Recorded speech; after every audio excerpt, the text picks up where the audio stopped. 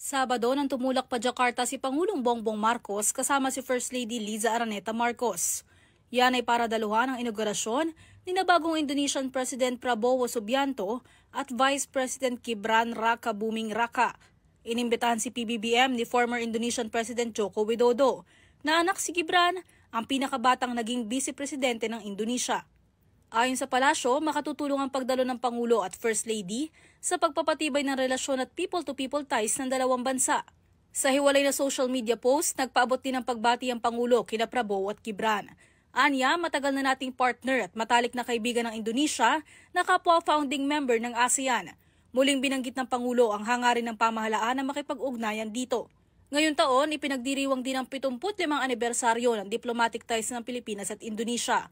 Bumiyahe ang Pangulo pa Indonesia, isang araw matapos ang mga tirada ng kanyang dating ka-unit team na si Vice President Sara Duterte noong Biyernes. Hindi ko kasalanan that we are on this road to hell.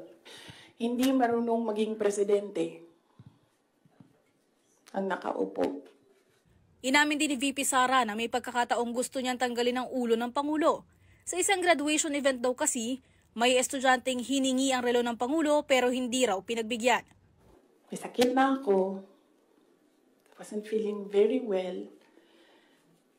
Nandun lang ako, nakakatayo ako doon kasi may gamot ako. Gusto ko tanggalin yung ulo niya ba. I realized toxic na yung relationship.